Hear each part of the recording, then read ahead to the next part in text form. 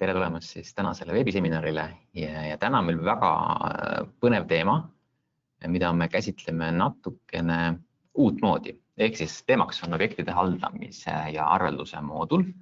Me oleme varem ka seda käsitlenud, aga täna me keskendume natukene teisele poolele ja kohe siis selgitan, miks ja kuidas. Me teeme seda kahekesi. Mina olen Erol ja minu kõrval on Tatjana. Tere! Ja hakkame minema. Ehk siis millest me räägime? Me räägime objektipõhistest äriprotsessidest. Ja vaatamegi algul, et mida me sellega mõtleme, mis asi on objektikeskne äri. Ja siis üritame kaasa mõelda ka sellele, et millistele sektoritele ehk millistele ettevõtetele see sobib. Katsume leida, millist lisaväärtust selline tarkvaralahendus siis ettevõttele annab. Ja loomulikult lõpuks läheme kõige põnevama osa juurde ehk teeme demo ka. Näitame, kuidas päriselt asjad välja näevad, et ei oleks lihtsalt pildid. Kogu veebiseminari aja on võimalik esitada küsimusi, seega palun sealt kõrvalt nupust otsida üles küsimuste esitamise koht ja panna julgelt oma küsimused kirja. Ja kõige lõpus siis me võtame need küsimused ette ja vastame nii palju, kui vähegi oskame. Mis on siis objektikeskne äri ja just siis ERP-is ehk siis majandustarkvaras?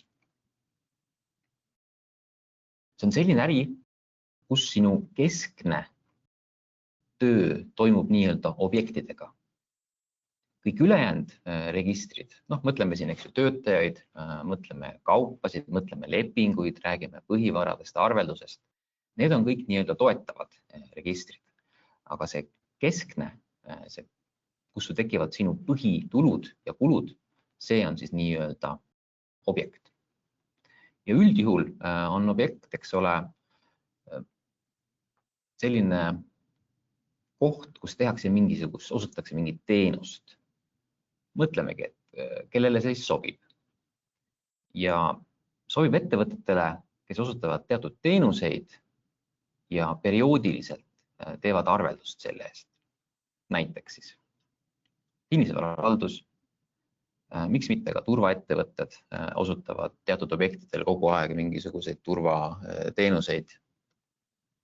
Jäätmemajandus käiakse iga kuu, eks ju, mitu korda sul prügi tühjendamas. Loomulikult puhastusteenused ja täna me rohkem keskendumegi oma demos just puhastusteenustele ja eelkõige sellele nii-öelda kulupoolele.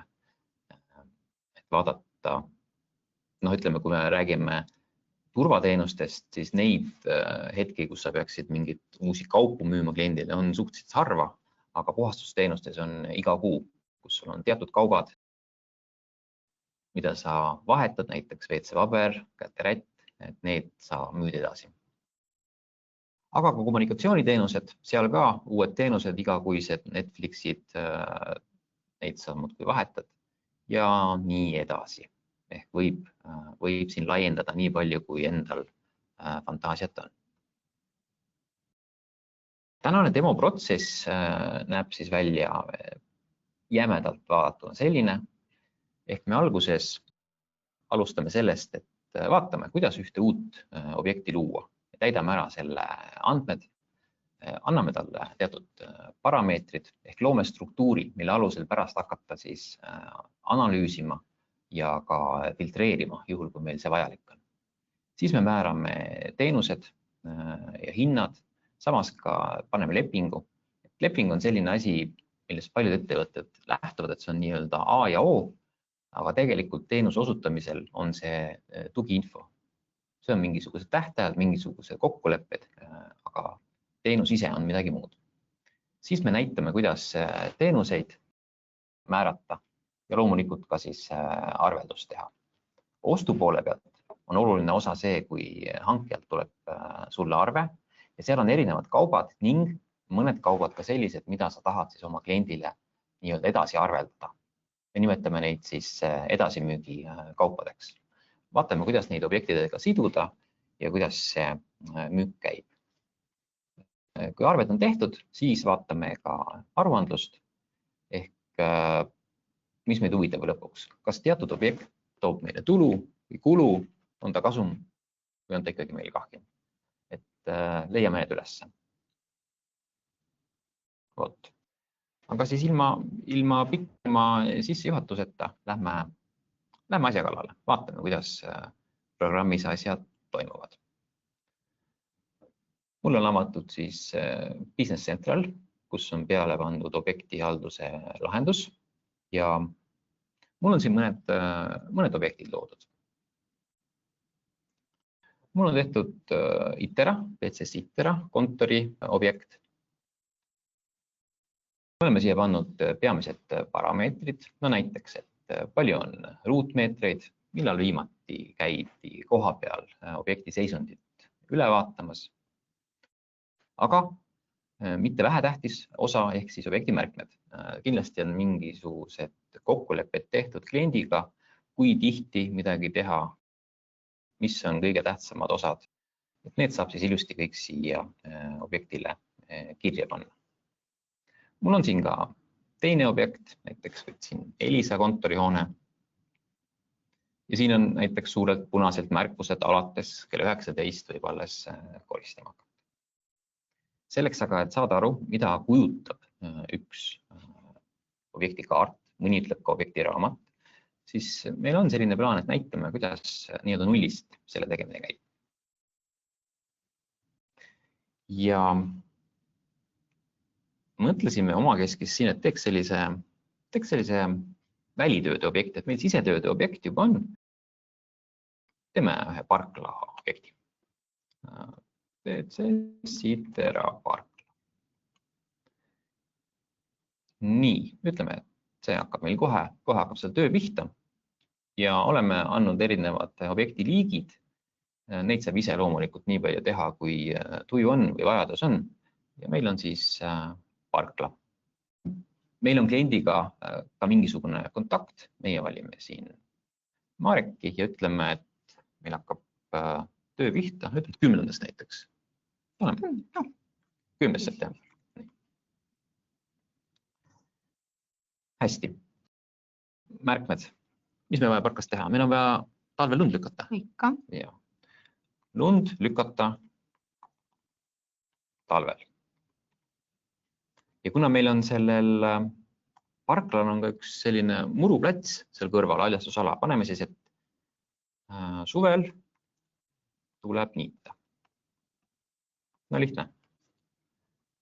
Rõhutame veel seda, et suvel on ikka tähtis niita. Paneme kohe punaseks ka. No, väga hästi. Ehk siis meil on märkmed, kuhu me saame teatud kokkulepet ära tuua, mis on kõikidel, kes meil inimestest selle objektiga tegelevad, pärast ilusti silma all näha, see info ei lähe kusagile kaotsi, see ei ole mingi lepingu lisa. See on olemas sul süsteemis. Lisaks meil on atribuudid. Ise saab luua parameetrid, millega tuvastada või määritleda teatud objekti. Meil on näiteks väliruutmeetrid. Oletame, et meil on seal 3000 ruutmeetrit pinda. Ma panin näiteks töömahu, meil on seal keskmine töömaht. Kuna meil on seal üks pikemat sorti puu, siis ütleme, et kõrghaljastus on olemas. Ja minu arust on hea tava käia ka vaadata, et kuidas objektiga on toimetatud, kas vastab etteantud standarditele. Paneme siis viimase ülevaatuse, jätan selle esialgu tühjaks, et seda saab siis jooksvalt täita. Hästi. Meil on põhiinfo on antud, märkmed on tehtud. Aadress, kus meil aadress asub. Mõtlen, et määruse 24 Tallinn ka. Tead sa mul peast postiindeksid ka? 126,18. No väga hea. Umbes sellisel aadressil. Me saame vaadata seda kaardil, et kuidas kus kohas täpselt see objekt siis kaardi peal on, ta aadressi järgi selle otsib üles. Siin on siis kenasti näha selle koht. No, arusaadavalt on probleem, et selle maja otsas me eks ju ei lükka lund või ei niida. Et tegelikult, mis me tahame, on see, et meil siin parkla kõrval on üks haljasala, mida tuleb niita. Ja me tahame, et süsteemis jäädvustuks just see koht, kus töötaja peab hakkama siis tööd tegema. Ma saan siit kerge vaevaga kopeerida selle geolokatsioonipunkti. Ja kui see on mul siia süsteemi sisse pandud, siis lisaks aadressile on mul olemas nüüd täppispunkt, mille järgi süsteem leiab just selle koha, mis ma enne märkisin. Ja nüüd on täpselt aru saada töötajal, kuhu ta peab minema selleks, et teha vastavat puhastust. Nii, aadressiinfo on märgitud. Me saame määrata objektile määramatul hulgal seotud isikuid ja lisaks sellele saame ka öelda, et millistel kuupäeva vahemikel see isik kas siis esindas objekti kliendi poolt või siis ta oli töötaja poolt. Paneme ühe kontakti veel. Ütleme näiteks, et meil on 5 ja tema on siis, kui meil Marek on lepinguline kontakt, siis Liis on meil asendaja, Marek asendaja põhimõtteliselt. Et kui Marek puhkab, siis Liis asendab. Nii, temal ma rolli ei määra, tema jääb nii-öelda lihtsalt kontaktiks. Küll on tal aga olemas samasugune algus ja lõpp. Mis on väga tähtis, on kindlasti see, et kes parasjagu meie poolt töötajatest selle objektiga toimetab. Objekti juht on siis kõige tähtsam isik minu arust objektil. Diana, kas sina oleksid nõust objekti juht olema? Jaa, ikka oleks. Teeme nii. Määrame Tatjana objekti juhiks ja alustab ka 10. Ja lisaks sellele on sul tavaliselt ülemus teenindusjuht. Kumb sa soovid omale, Allanit või Marist? Allaniga on hea koostööd teha. Hästi. Allan on meil siis teenindusjuht ehk objektijuhi ülemus. Väga hea, kontaktid on sisestatud. Kui meil on vaja näiteks Marekile saata mingi kiri, me saame siit samast süsteemist seda meilisõnumit alustada. Teeme ära, saadame ära. Ajalugu jääb siia külge, pärast saame objekti küljest vaadata, et millised sõnumid on siin inimestele läinud. Ajalugu on sul kõik ühes kohas olemas. Mis veel? Leping. Sul võib olla ühe kliendiga mitu lepingut. Meil on näiteks tehtud heakorrateenuste leping, aga võib ka olla mitu lepingut. Seega lepingute loomine on vaba valik. Lepingutele saab määrata ka erinevaid parameetrid, kes on sul allkirjastaja, kes on meie allkirjastaja, kes on teenindusjuht, kaua see kehtib, mis on lepingu järgsed maksetingimused ja nii edasi. Et see pool on ka täitsa hallatud. Nii, lisaks me peaks siis määrama selle, et millal me talle esimese arve teeme. Kuna me septembris alustasime, siis september on esimene arveldamise kuu. Hüva, ja nagu me siin objekti märkmetes kirja panime, meil on vaja lund lükata ja muru niita. Hüva. Alustame siis äkki niitmisest, kuna meil sügisel ajal on rohkem niitmist, muru niitmine.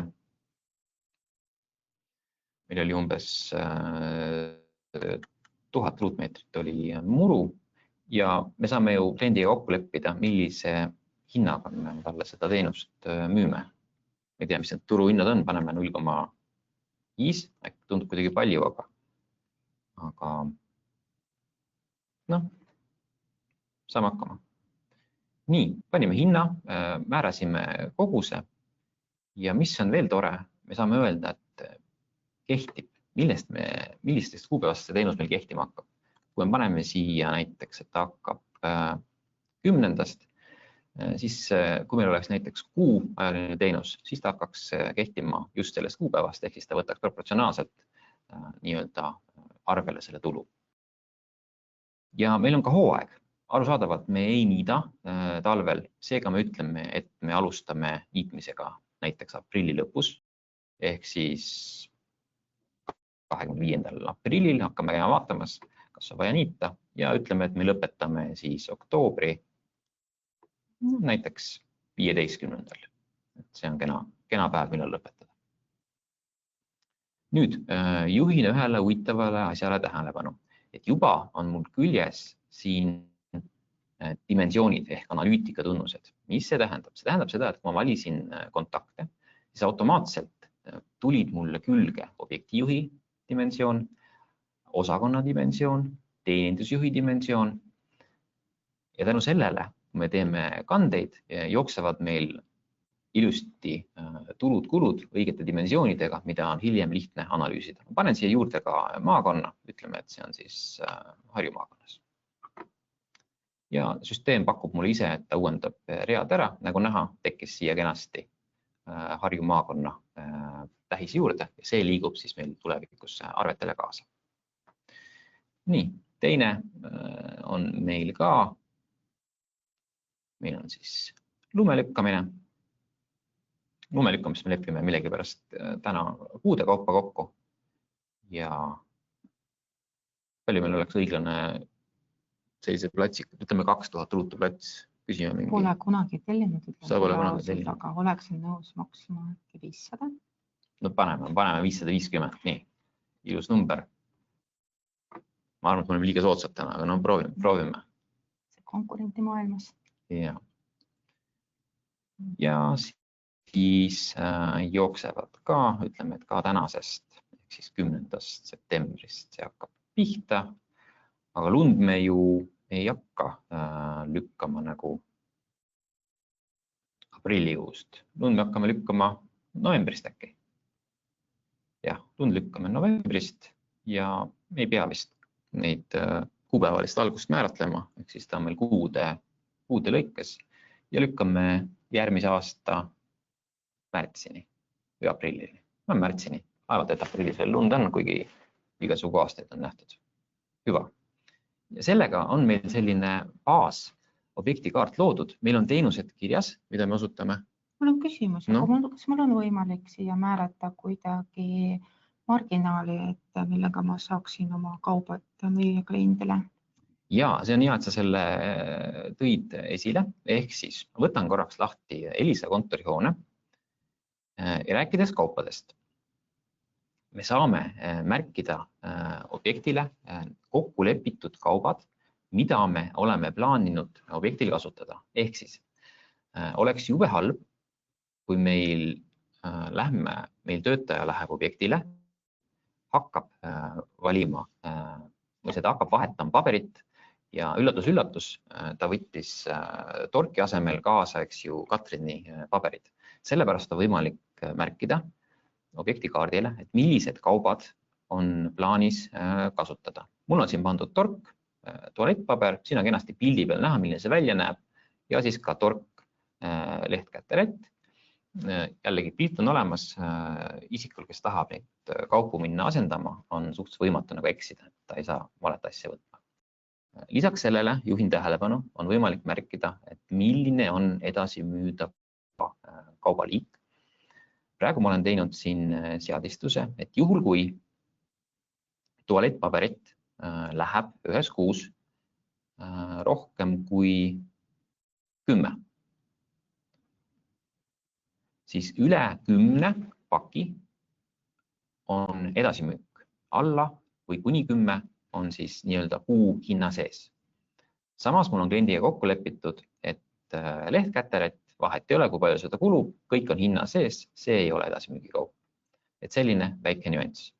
Ja nagu Tatjana juba ütles, et mis see edasimüük või palju see marginaal oleks, seda me saame iga objekti peal ka määrata. Praegu mul määratud, et 20% edasimüüdavatest kaupadest ostame sisse, paneme 20% vahele, läheb kliendile edasi. Võib ka olla 5, võib ka olla 3, võib ka olla per kaup pärast kokkuleppe, aga see siis juba selgub. Vot nii, mis meil on veel tegemata? Meil on näitamata pilt, ehk siis me tegime uue objekti, sellel ei ole pilti. Kui sa oled objekti üle vaadanud, koha peal ära käinud, saad panna manustena lisamaterjali hulka pildid, mingisugused pikemad koristusjuhised, mis iganes dokumendid sul on. Ja pilti on loomulikult võimalik teha ka siis otse süsteemist. Näiteks sellise ilusa pildi teeme. Kui sa oled objektil, siis on vähe lihtsam ja tulebki objekti kohta õige õige pilt ka. Väga tore. Nüüd meil on 3 objekti, pildiga objektid. Ja objekt on loodud, teenused on loodud. Nüüd me jõuame tagasi oma protsessile, ehk siis me olime praegu, täitsime objekti andmed ära, vaatasime objekti parameetrid, määrasime teenused ja hinnad, lepingust käisime, valisime külge ja saamegi hakata teenust osutama. Aga nüüd liigume selle alumise protsessi juurde. Ehk lähme vaatame, kas meile on hankijalt tulnud arve ja kuidas käib siis kaupade sidumine objektiga ning kuidas siis käib arvete kinnitamine. Aga ma teen alguse ära, ma mängin korraks nii-öelda raamatupidajat. Ehk mul on siin üks kena ostuarve. Ta on just tulnud mõned päevad tagasi mulle sisse ja hakkan teda töötlema. Ja seekord tean, et need kaubad tulid kõik siis minu Elisa objektile. Ja kohe, kui ma olen siin selle ära valinud, siis ta juba süsteem leiab objekti kaudu vastavad analüütikatunnused ehk dimensioonid ja paneb need kenasti mul siia külge. Raamatupidaja üldjuhul muud ei teagi, ta võib teada, mis on õige objekt, aga ta ei pruugi ka teada. Kindlasti raamatupidaja ei tea, palju peab minema kaupu edasimüügiks ja millised kaubad. Küll ta aga teab, et iga rida tuleks objektijuhil üle vaadata ja seepärast ta saadab siis ridade kinnitusnõude. Nii, mina kui raamatupidaja olen oma töö nüüd lõpetanud ja nüüd Tatjana, sina kui kinnitaja, objektihaldur saad siis hakata näitama seda, kuidas käib kinnitamine ja edasimüügikaupade töötlus. Ja, hea meelega näitan, et natuke tausta infoks ütleks seda, et need kinnitusringi, et mille alusel meil valitakse kinnitajad on kõik seadistatavad, et meil praegu on pandud, et ainult üks objektijuht on kinnitajaks. Tegelikult meil võib olla vastavalt rollidele selline kinnitusring loodud, et algul näiteks kinnitab objektijuht, siis ta liigub teenindusjuhile või siis meil saab olla ka korraga 3 kinnitajat, et kõik see tuleb vastavalt vajadustele seadistada. Aga nüüd, kui ma lähen enda rollikeskusesse ehk siis esilehele, siis mul ilusti olemas siin sellised kastikesed, kinnitamise kastikesed ja mina näen, et mul on nüüd 3 osturida tulnud kinnitamisele. Teen need lahti ja mis infot mul siin näha on. Mul on näha, et mis on ostuarve, mis hankijalt on ta tulnud, mis on selle ostuarve kuupäev, mis on kaubad selle peal, mis on hinnaks tulnud, et ostuhinda ma näen ja mis objektele on raamatupidaja need suunanud. Ja kuna mina olen selle Elisa kontori objektijuht, ma olen seda enda vaatesse neid saanud. Samas ma saan kontrollida ka ostuarve PDF-i, et kui ma ei ole kindel, et kas ma olen tõesti neid kaupu tellinud, vaatan üle, vaatan need kogused, kas kõik klapib. Ja kui see kõik on üle vaadatud, siis ma hakkan mõtlema, et mis kaubad peavad meil minema objekti kuludesse ja mis kaupu ma tahaksin tegelikult edasi müüa, ehk siis milliseid kaupu ma tahaks lisada kliendi müügiarvetele. Nagu me oleme varem vaadanud, et näiteks see turgtualettpaber oli meil juba objekti kaardil seadistatud selliselt, et mingisugune kindel osa läheb meil alati edasimüügiks, siis kui ma siin kinnitusvaates lähen ja valin, mis lepinguga see müük on, see ost tegelikult algul ta on ost seotud, siis süsteem kontrollib üle ja paneb mulle kohe need numbrid ise paika, et ta teab, et 10 tükki on meil kulukaup, nii nagu me oleme objektile öelnud. See on hinna sees? See on See on hinna sees, selle eest me arveid ei esita kliendile ja ülejäänud osa ehk siis meie puhul on siis 74 tükki läheb siis edasimüügiks. Samas ta võtab ilusti ka edasimüügi hinda, see on sama hind, mis meil oli objektikaardil, aga kui ma näen, et seekord ma tahan näiteks, ütleme odavamalt müüa, mul on täna nii hea tuju. Jah, mingil põhjusel näiteks hind odavnenud või midagi? Ei, isegi mitte sellepärast, et ta odavaks läinud, aga lihtsalt mul näiteks kliendiga kokkulepe, et see kuu me teeme soodushinnad talle.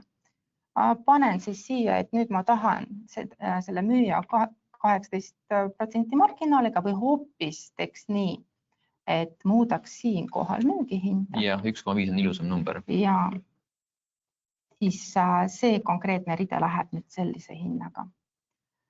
Nüüd, see oli siis see stsenaarium, et kui need kaubad olid mul juba objektil kirjeldatud, aga me võime ka midagi muud osta ja näiteks ma olen eraldi kliendiga kokku leppinud, et nüüd mul on siin vedelseepi 2 kanistrit, et üks jääb meil hinna sisse ja ühe me müüme talle edasi.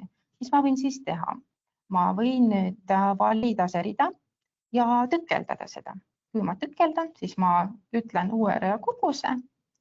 Süsteem teeb ühest reast 2 rida ja siis ühele reale ma võin ise nüüd märkida, et see on nüüd mul edasimüügikaup. Ja kuna meil oli ainult üks leping, siis ta tuli automaatselt siia peale ja edasimüügi marginaali ta võttis mul juba objekti marginaali pealt. Ja kui kõik need kaubad on mul üle vaadatud, ma tean, et kõik kaubad on kas kuludesse või edasimüügiks õigesti märgitud, siis ma lihtsalt kinnitan need ära. Ja kui ma olen need ära kinnitanud, siis ma võin juba minna objektile. Samas raamatupidaja muidugi enda poolt nii-öelda Business Centrali keeles konteerib, ehk siis raamatupidamislikult kinnitab see arve ära, et kõik need kanded jõuaksid õigesti andmikutesse ja kui kõik see on tehtud, siis juba objekti peal olles ma saan kätte loendi nendest kaupadest, mis olid mõeldud mul edasimüügiks ja mida mul tuleb ära arveldada. Ehk siis objekti kaardil olles ma vajutan edasimüügikaubad. Ja nüüd mul on list natuke pikem. Osa nendest on juba mul varem arveldatud, aga üleval on selline üks nupuke, mis lisab mulle automaatselt filtri. Ja selle tulemusena ma siis näen ainult need ridu, mis hetkeseisuga ei ole mul kliendile esitatud. Et siis need, mis mul tuleb arvetele, müügiarvetele lisada. Ja kuidas ma võiks seda teha? Et ma ei pea eraldi kuskil käsitsi looma müügiarve ja midagi sinna toksima, et need kaubanumbrid või hinnad, eks siis see kõik toimib automaatselt.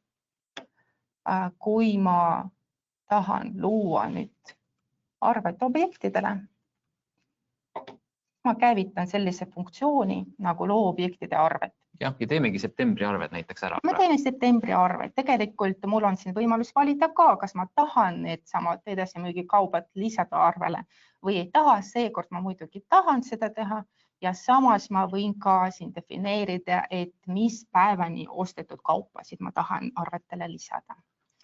Ja vajutan siis okei, natuke mõtleb, siis lähme vaatame, mis ta on meile teinud.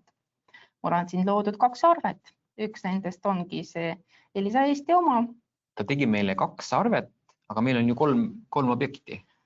Sellest ma räägin siis, kui ma näitan siit ära arved, aga mind kõige rohkem nüüd huvitab see, et kuidas need kaubad on siia jõudnud. Ehk siis meil on olemas see põhiteenus, mis on meil kirjeldatud ja lisatud objektile ja samas on tulnud siia veel 2 rida.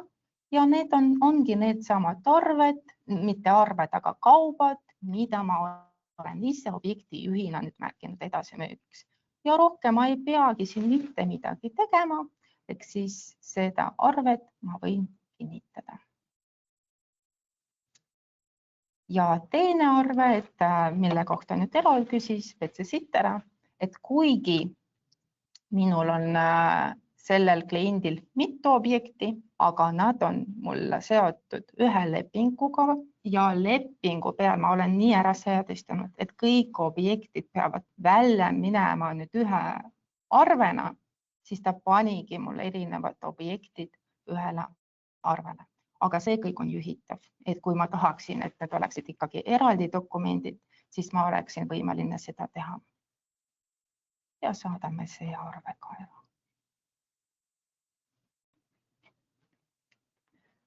Nii tehtud, tulud on tekkinud, kulud on tekkinud. Ja, Jääb üle ainult aga analüüsida me peame sellest veenduma, et kõik numbrid on ikka õiged ja kontrollime, kuidas meil läheb nüüd selle objektiga ja kuidas näiteks objektijuht või teenindusjuht võiks enda objektide finantsaruandlust kontrollida.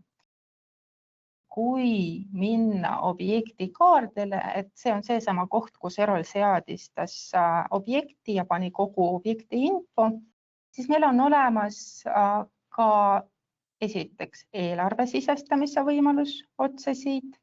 Eelarve nupust avades mul on selline kaart, kus mul jällegi eelseadistatud pearaamatu kontod, kuhu ma võin sisestada näiteks, mul praegu on järgmise aasta eelarve juba ees, aga siis kuupõhiselt ma võin sisestada summad, mis minu arvates tulevad nüüd kas tuludena või kuludena selle objekti pealt.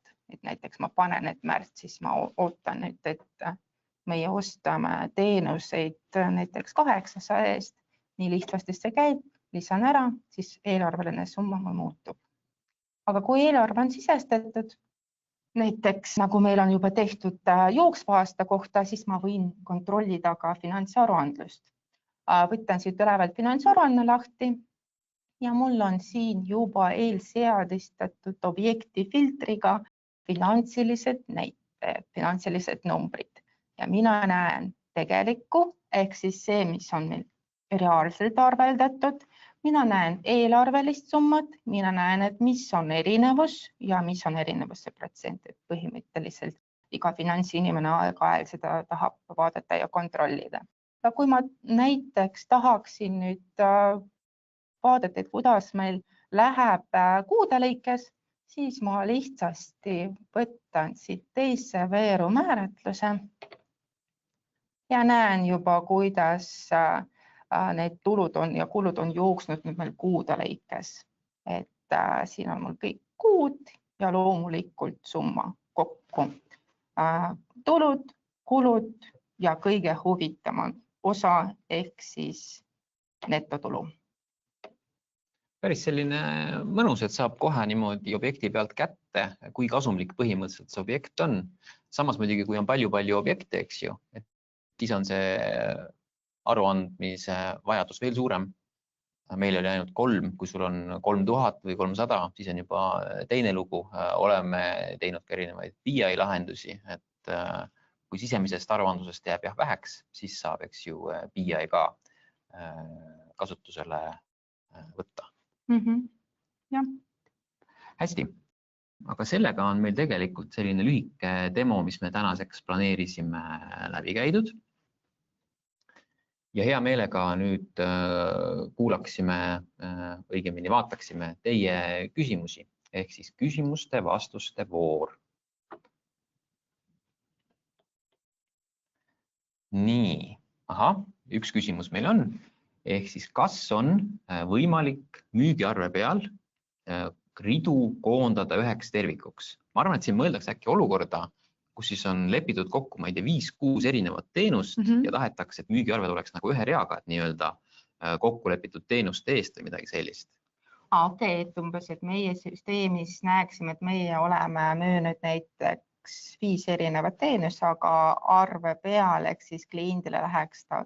Jah, see on võimalik, seda saab seadistada nii otse objekti pealt, ehk siis iga kuisel see läheks siis õige kujul välja.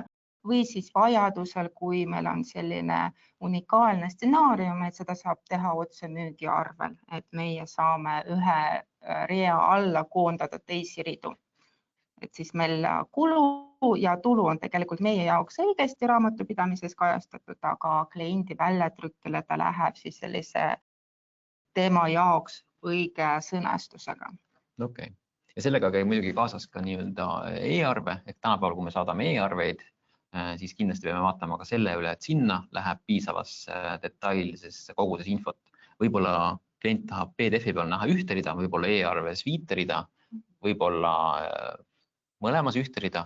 Seda peame siis nii-öelda case by case vaatama, et kuidas läheb. Ja. On meil veel tulnud mõni küsimus? Ei ole? Aga küsimus oli väga hea. Ja, aga see meile meeldib. Meile meeldib see, et meil on küsimusi ja meile meeldib ka see, et kui me saame demo teha ja selleks, et me saaksime põhjalikuma demo teha, võtke meiega julgelt ühendust, räägime teie ettevõttest lähemalt, milliseid teenuseid teie pakute ja tuleme juba teie juurde kohale koos teie teenustega ja näitame, kuidas meie lahendus sobiks teie ettevõttele nii-öelda personaalsemalt. Et palun julgelt ühendust võtta.